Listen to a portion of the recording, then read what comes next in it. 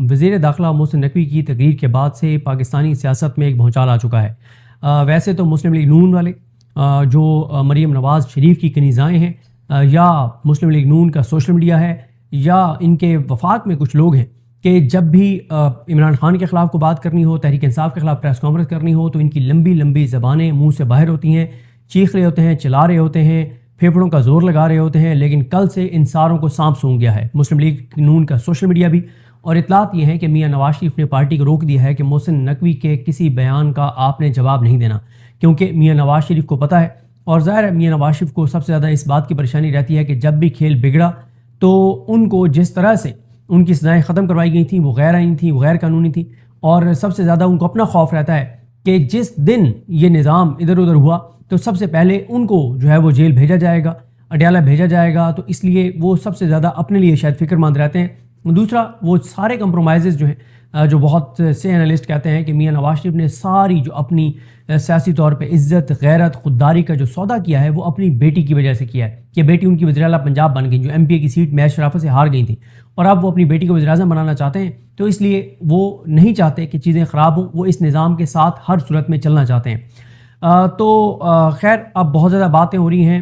کل انہوں نے ٹویٹ بھی کیا محمد زبیر صاحب نے کہ گیم از اوور، صرف اناؤنسمنٹ ہونا باقی ہے۔ کچھ لوگ کہہ رہے ہیں سسٹم جا رہا ہے۔ ان ساری چیزوں پہ بات کرتے ہیں، اور آج عمران خان صاحب کے حوالے سے ایک غیر معمولی سپریم کورٹ سے حکم بھی آیا ہے، ان تمام چیزوں پر بات کرتے ہیں۔ پہلی بات تو یہ ہے کہ سسٹم سے مراد کیا ہے۔ اگر تو سسٹم سے مراد شہباز شریف اور وفاقی حکومت اور صوبائی حکومتیں ہیں، تو یا یہ چہرے ہیں، تو ہاں یہ چہرے بدل سکتے ہیں، یعنی نیچے بھی چہرے بدل سکتے ہیں، کچھ اور بھی ہو سکتا ہے۔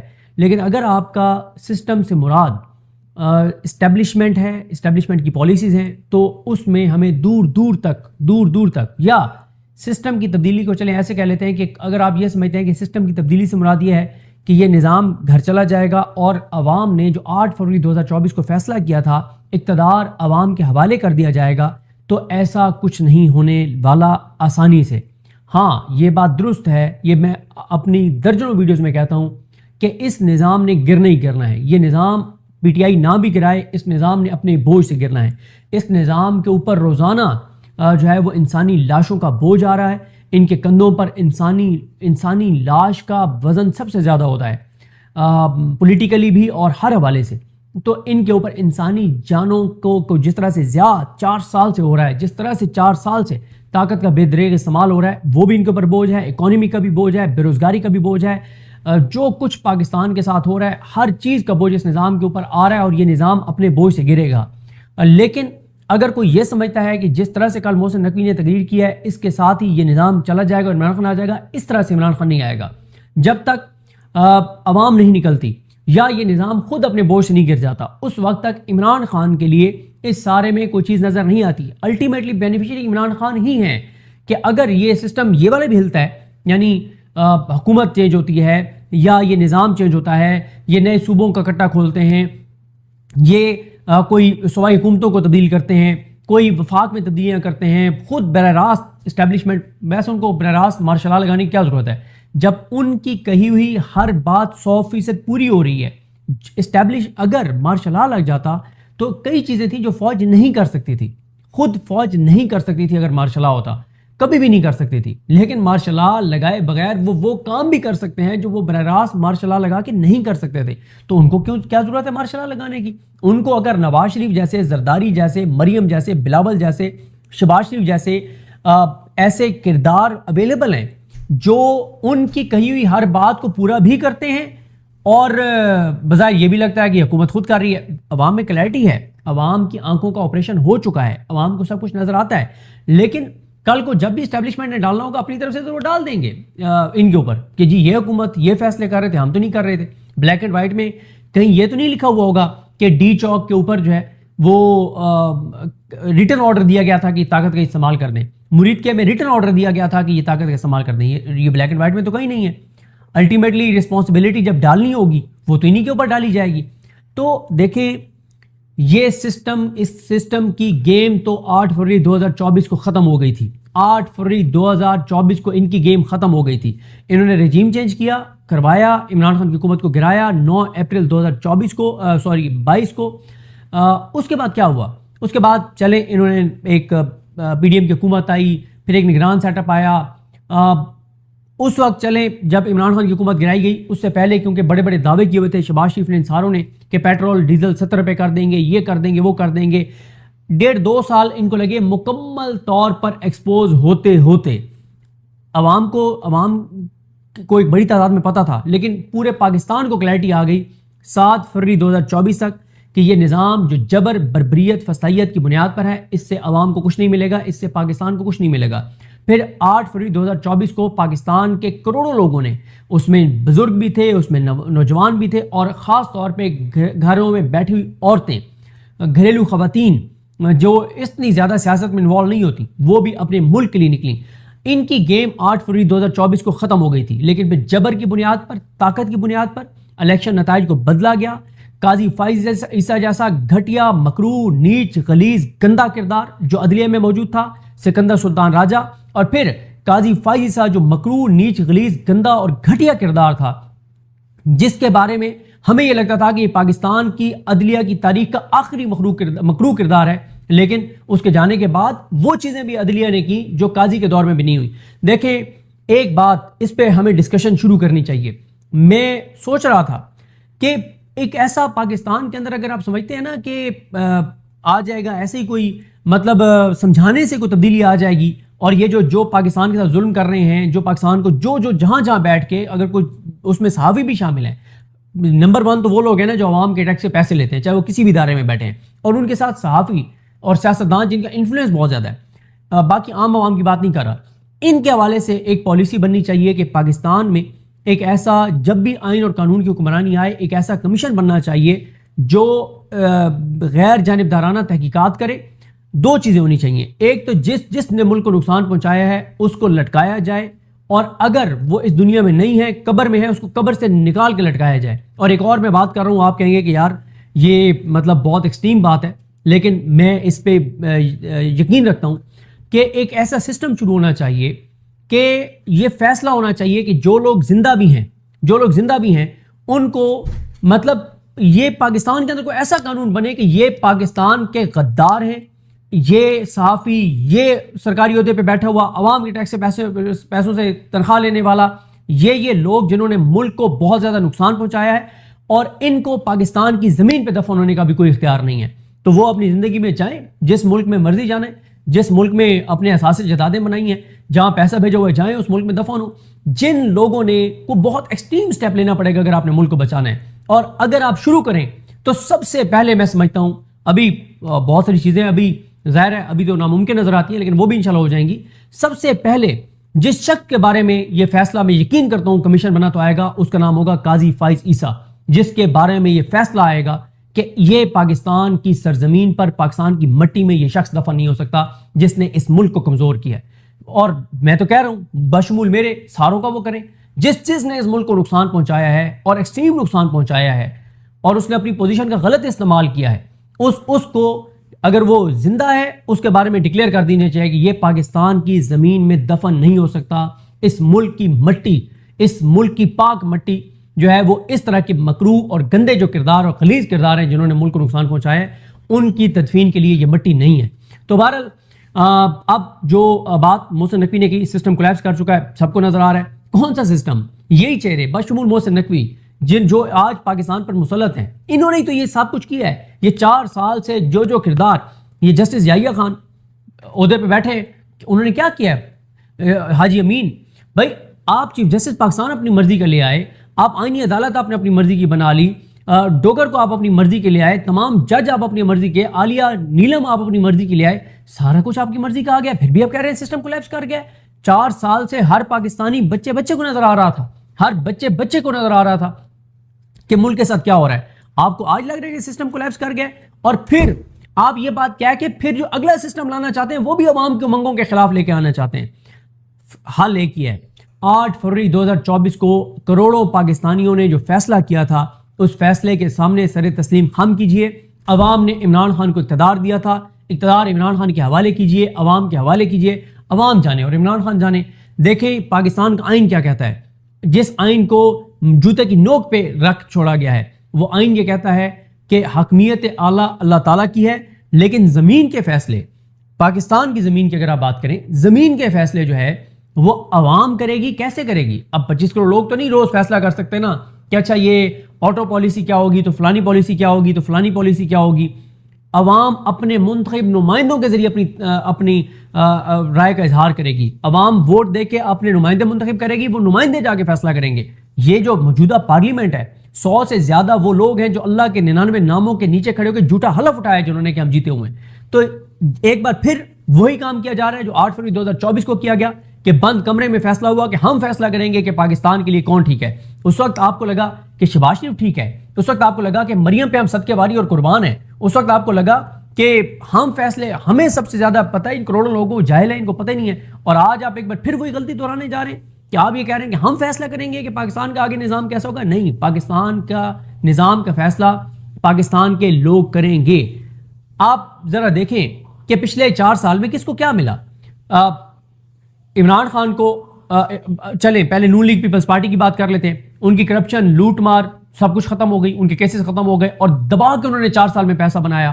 اسٹیبلشمنٹ طاقت میں اضافہ ہو گیا، اختیار میں اضافہ ہو گیا، کئی چیزیں اسٹیبلشمنٹ نے مزید اپنے زیر اثر لے لی، بہت ساری چیزیں اور انہوں نے کر لیں، وہ ہو گیا. اچھا لیکن عوام کو کیا ملا؟ 13 کروڑ لوگ خط غربت سے نیچے چلے گئے. یہ ہے کہ پنجاب پولیس، آپ کو پتہ ہی ہے کہ پنجاب پولیس کو کب بھیجا جاتا ہے، کہاں بھیجا جاتا ہے، کیوں بھیجا جاتا ہے. تو 14,000 مزید پنجاب پولیس کے اہلکاروں کو بھیجا جا رہا ہے. 14,000 پنجاب پولیس کے مزید اہلکار جا رہے ہیں. یہ تو ڈکلیئرڈ ہے، جو اعلانیہ ہے. پتہ نہیں خفیہ طور پہ سول ڈریس میں کتنے پولیس والے جائیں گے. تو اس لیے بڑی خطرناک صورتحال ہے. کشمیر کے اندر لوگ سرنڈر کرنے کو تیار نہیں ہیں، کشمیری پیچھے ہٹنے کو تیار نہیں ہیں، کشمیری آگے بڑھتے چلے جا رہے ہیں. اور اب یہ چیزیں کام نہیں کر رہی کہ یہ را ان کے پیچھے ہے، را کے ایجنٹ ہیں. پاکستان میں اسٹیبلشڈ نیریٹو بنا کے، اور جس کو پاکستان کے لوگ مانتے تھے، پاکستان کے لوگ سمجھتے تھے کہ ہاں واقعی یہ بیانیہ درست ہے کہ یہ را کے ایجنٹ ہے، وہ تو میاں نواز شریف ہیں. ماضی قریب میں بیانیہ جو بنایا گیا، ثبوتوں کے ساتھ بنایا گیا اور بنوایا گیا کہ میاں نواز شریف را کے ایجنٹ ہیں، میاں نواز شریف مودی کے یار ہیں. اور پھر اس کے بہت ساری چیزیں موجود بھی ہیں کہ جس طرح سے ان کے تعلقات، روابط اور ساری چیزیں تھیں. اور آج جس کو را کا سب سے بڑا پاکستان میں ایجنٹ اعظم قرار دیا جاتا تھا، وہ آج اس نظام میں سب سے بڑا ہے اور آج وہ اس نظام کے فیصلے کرتے ہیں. میاں نواز شریف آج ان کی جماعت اقتدار میں، اور آگے آزاد کشمیر کی حکومت بھی ان کو کہا گیا ہے کہ فارم 47 پہ ان کو دی جائے گی. تو یہ چیزیں اب لوگ ان چیزوں کو نہیں مانتے. اب آپ دیکھیں کہ جو چینل ایسے انٹرویوز کرے گا وہ چینل مزید ڈسکریڈٹ ہو جائے گا. لوگ ان چیزوں پہ اعتبار نہیں کرتے. اب ایک اور وہ آپ نے سٹوری دیکھی ہوگی کہ پتہ نہیں کوئی لڑکیاں میسج کرتی ہیں را والی. بھائی را والی لڑکیوں نے ہمیں تو کبھی میسج نہیں کیا. اور دوسری بات یہ ہے کہ میں حیران ہوں کہ جو لوگ اس حکومت پر تنقید کرتے ہیں، چاہے ہم پاکستان میں بیٹھے ہیں یا پاکستان سے باہر جو ہمارے دوست بیٹھے ہیں، ان کے تو ویوز گر گئے، ان کی تو فائر وال لگ گئی ہے، ان کی تو ریچ کم ہو گئی ہے. تو یہ کیسی را ہے کہ جو حکومت کے بدترین ناقدین ہیں ان کی تو ریچ گر گئی ہے، ان کے ویوز نہیں آ رہے. اچھا، اور جن کی کوئی حیثیت اور اوقات ہی اس طرح سے نہیں ہے، جن کے کوئی ویوز ہی نہیں ہیں، جن کی کوئی بات ہی نہیں ہے، ان کو را کے ایجنٹ رابطہ کر رہے ہیں اور را کے ایجنٹ انہیں کہہ رہے ہیں کہ تم ہمارے لیے کام کرو. مطلب کو لاجک کے ساتھ بات کریں نا. اس میں کوئی شک نہیں ہے کہ پاکستان کے اندر دہشت گردی کے پیچھے بھارت ہے. اس میں کوئی دوسری رائے نہیں ہے. اس میں کوئی دوسری رائے نہیں ہے کہ بھارت چاہتا ہے کہ بلوچستان کے اندر انسرٹینٹی ہو، کے پی کے اندر دہشت گردی ہو، پنجاب کے اندر حالات خراب ہوں، پاکستان کے اندر حالات خراب ہوں. اس میں تو کوئی دوسری رائے نہیں ہے. لیکن جب آپ جائز حقوق کے لیے نکلنے والوں کو بھی را کا ایجنٹ اور بھارتی ایجنٹ قرار دے دیتے ہیں تو پھر لوگوں کا اس نیریٹو سے اعتماد اٹھ جاتا ہے کہ بھارت ان سب چیزوں کے پیچھے ہے. بھائی جن کے پیچھے ہے انہی کے پیچھے ہی رکھیں اس کو کہ ان کے پیچھے ہے. جب آپ عوامی حقوق کی بات کرنے والے، آزاد کشمیر کے لوگوں کی بات کرنے والے پرامن لوگوں کو آپ کہیں گے کہ یہ را کے ایجنٹ ہیں، تو پھر آپ کا وہ نیریٹو بھی کوئی نہیں خریدے گا کہ دہشت گردوں کے پیچھے جو ہے وہ را ہے. تو یہ چیزیں پرانی ہو گئی ہیں، اب ان چیزوں سے کام نہیں بنے گا. بہرحال آزاد کشمیر میں لوگ بہت بڑی تعداد میں نکل رہے ہیں، بالکل گھبرا نہیں رہے، ان کی تعداد بڑھ رہی ہے. کشمیر کی مائیں، بہنیں، بیٹیاں اپنے بھائیوں، بزرگوں، بیٹوں کے استقبال کر رہی ہیں جو لوگ سڑکوں پہ نکلے ہوئے ہیں. اور کل پہلا مرحلہ بھی ہے الیکشن کا. کشمیری بالکل پیچھے نہیں ہٹ رہے، وہ کوئی کمپرومائز کرنے کو تیار نہیں ہے. حکمت کا تقاضا یہی ہے، پاکستان کے بھلے کی بات یہی ہے کہ بات چیت کی جائے، اور آسان طریقہ ہے. اگر کوئی اپنی ضد، انا، مفاد اور نفرتوں سے نکل کے سوچے تو بہت آسان طریقہ ہے. ابھی بھیجیں. کس کو بھیجیں؟ محمود خان چکزئی صاحب کو، علامہ راجہ ناصر عباس صاحب کو، سلمان اکرم راجہ صاحب کو، بیرسٹر گھور صاحب کو، ان کو مولانا فضل الرحمان صاحب کو، اس طرح کی شخصیات کو بھیجیں.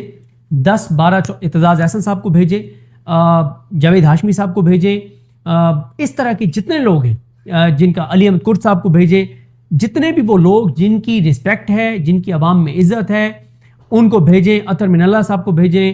اس طرح کے جتنے لوگ ہیں جن کی رسپیکٹ ہے، جن کی بات وہ سن سکتے ہیں، سنیں گے، جن پہ اعتبار کریں گے، ان کو آپ بھیجیں. ابھی یہ وہ لوگ کال آف کر دیں گے احتجاج. صرف یہ 10-12 شخصیات چلی جائیں، صرف تحریک تحفظ پاکستان. بلکہ میں بھول گیا، سب سے پہلا نام سینیٹر مشتاق صاحب کا آنا چاہیے. سینیٹر مشتاق صاحب، مطلب میں بہت سارے نام مس کر رہا ہوں، لیکن جتنے وہ نام، کچھ نام اور بھی ہوں گے جو آپ کے ذہن میں ہوں گے، ان تمام ناموں کو آپ بھیجیں، یہ ان کے ساتھ بیٹھیں. اور دوسرا آسان حل ہے، اب اگر کوئی ملک دشمنی کر رہا ہے تو اس کو ٹی وی پہ بٹھائیں، ساتھ جو آپ کے محب وطن، جن کو سرٹیفائڈ آپ نے محب وطن قرار دیا ہوا ہے، ان کو بٹھائیں. اور یہ جو غدار ہیں ان کو ایکسپوز کر دیں، ڈسکریڈٹ کر دیں، ان کی کوئی حیثیت ہی نہیں رہے گی. کیونکہ پاکستان کے اندر لوگ اب لاجک سنتے ہیں. آج اگر آپ لاجک کے ساتھ عوامی ایکشن کمیٹی کے کچھ پوائنٹس کو غلط ثابت کر دیں تو پاکستان کے لوگ اور عوامی ایکشن کمیٹی کے حامی بھی کہیں گے کہ نہیں، ان چیزوں پہ عوامی ایکشن کمیٹی غلط ہے. لیکن یہ چیزیں پرانی ہو گئی ہیں کہ راہ کے ایجنٹ فلاں فلاں، اور یہ ساری چیزیں پرانی ہو گئی ہیں. دوسرا جو ہے وہ 5 اگست کو تحریک انصاف کا جلسہ ہے، اور اس میں ابھی تک تو یہی ہے کہ ممکنہ طور پر لانگ مارچ کا اعلان کیا جائے گا، تاریخ کا اعلان کیا جائے گا یا منتھ کا اعلان کیا جائے گا. اور دوسرا جو ہے عمران خان صاحب کی بہن علیمہ خانم صاحبہ، وہ بہت ایکٹیو ہیں، اسٹریٹ موومنٹ کر رہی ہیں کے پی کے اندر. شفقت ایاز صاحب ان کے ساتھ ہیں، فتح اللہ برکی ان کے ساتھ ہیں، باقی میں نام نہیں دیکھ سکا. یہ دونوں مجھے بہت ایکٹیو ان کے ساتھ نظر آئے، اور جگہ جگہ ان کے استقبال ہو رہے ہیں، وہ تقاریر کر رہی ہیں. اور ان کی تقاریر اور ان پوائنٹس کے اوپر تو ہم بعد میں بات کریں گے. میں جو آپ کو عرض کر رہا تھا کہ جو اس وقت نظام کے لیے چیلنجز ہیں وہ بہت زیادہ ہیں. اکانومی کے دیکھ لیں، امن و امان کے دیکھ لیں، سیکیورٹی کے دیکھ لیں، بارڈر، مطلب ہر حوالے سے چیلنجز ہیں. تو ایسے میں ایک اور یہ نہیں کھولنا چاہیے، آزاد کشمیر کے اندر کوئی طاقت کا استعمال نہیں کیا جانا چاہیے، اور نفرتوں کو کم کرنا چاہیے.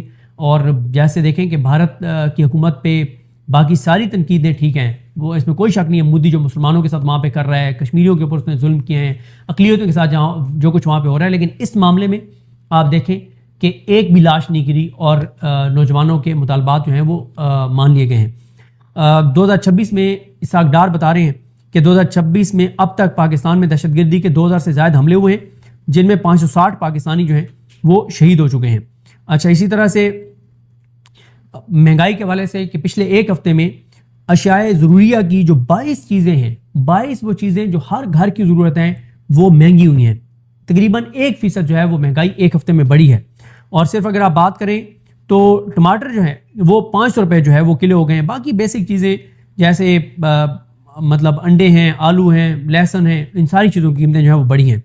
اچھا، اسی طرح سے جناب آگے ایک اور چیز اسحاق ڈار صاحب کہہ رہے ہیں کہ دنیا بھر میں امن کے لیے عالمی برادری کو مل کر کام کرنا ہوگا. بھائی پاکستان میں تو آپ لوگ امن کر لیں. پھر علی امین گنڈا پور صاحب نے بہت سخت تقریر کی ہے مولانا فضل الرحمان صاحب کے خلاف. انہوں نے کہا ہے کہ شہید کی جان کی کوئی قیمت نہیں ہوتی. مولانا فضل الرحمان کو ایسا بیان دیتے ہوئے شرم آنی چاہیے. مولانا فضل الرحمان شہیدوں پر سیاست کر رہے ہیں. تو علی امین گنڈا پور صاحب نے بہت آڑے ہاتھوں لیا ہے ان کو، مولانا فضل الرحمان صاحب کو. رانا سنولا کہتے ہیں کہ پاکستانی اور کشمیری عوام کا رشتہ دنیا کی کوئی طاقت کمزور نہیں کر سکتی. یہ دعویٰ ہے رانا سنولا صاحب کا. اچھا، اسی طرح سے سلامتی کونسل میں سائمہ سلیم صاحبہ جو ہیں پاکستانی کونسلر ہیں، انہوں نے اقوام متحدہ میں جو پاکستانی کونسلر ہیں انہوں نے تقریر کی ہے، اور انہوں نے کہا کہ آزاد کشمیر اور بھارتی مقبوضہ کشمیر کی صورتحال میں واضح فرق ہے، ان کو آپ ایک ساتھ جو ہے وہ نہیں ملا سکتے. اچھا، پاکستان کا پاسپورٹ جو ہے، یہ فاروق اقدس صاحب کی خبر ہے کہ پاکستان کمزور ترین پاسپورٹ صرف عراق، شام اور افغانستان کے اس سے بہتر ہے پاکستان کا پاسپورٹ ان 3 ملکوں سے. باقی دنیا کے ہر ملک کا پاسپورٹ جو ہے وہ پاکستان کے پاسپورٹ سے بہتر ہے. علیمہ خانم صاحبہ نے آج بٹگرام جانا تھا، اور انہوں نے اسی طرح سے شنکیاری جانا تھا، ختم نبوت چوک، مانسیرا